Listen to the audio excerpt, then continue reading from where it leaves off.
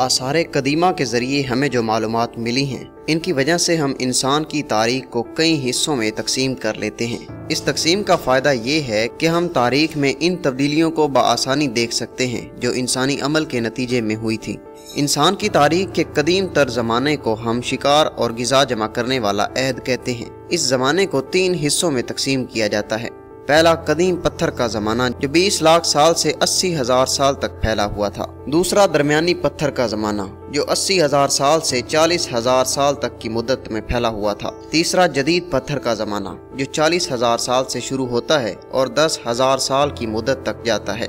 सब्जियां और फल इकट्ठे करना।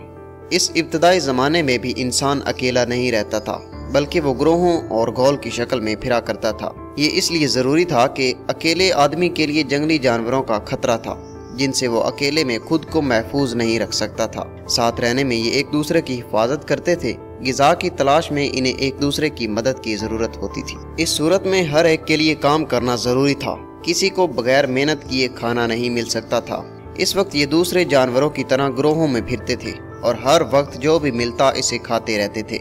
इस वक्त तक वो ज़राअत और काश्तकारी से वाकिफ नहीं थे और ना ही इन्हें ये अंदाज़ा था कि मवेशियों को पाला जा सकता है। अंदाज़न इस वक्त लोग 20 से 30 के ग्रोह बना कर रहा करते थे। इब्तिदा में ग़िज़ा हासिल करने का जरिया दरख्तों और पौधों के फल, जड़ें, बीज, अखरोट, घूंगे, नई कोंपलें, कीड़े मकोड़े और पत्ते हुआ करते थे। ये बेर फल जमा कर लेते थे और इन्हें खा कर पेट भरते थे।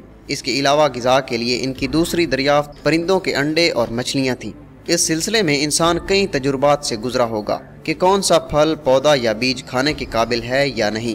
घूमने फिरने के बाद इसे ये मालूम हुआ होगा कि ये दरख्त, पौधे और जानवरों के अड्डे कहाँ से मिलते हैं और ये कि मछलियों को कैसे पकड़ा जाए। शिकार करना। अपनी ग़िज़ा को हासिल करने का दूसरा मरहला जानवरों और परिंदों का शिकार था। शिकार के लिए ज़रूरी था कि लोग मिलकर इसे तलाश करें और फिर इसे पकड़ें। इब्तिदा में ये मुश्किल था क्योंकि इसके पास ना हथियार थे और ना औजार।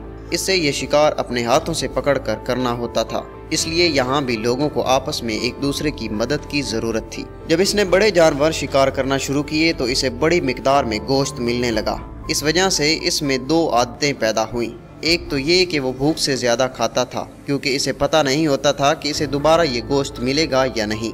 दूसरे, अगर वो गोश्त का ज़ख़ीरा नहीं कर सकते थे तो दूसरे ग्रोहों को इसमें शरीक कर लेते थे। गोश्त को बतौर ग़िज़ा इस्तेमाल करने का नतीजा ये हुआ कि फलों और सब्जियों के मुकाबले में इसे इस ग़िज़ा से ज़्यादा तवानाई मिलने लगी।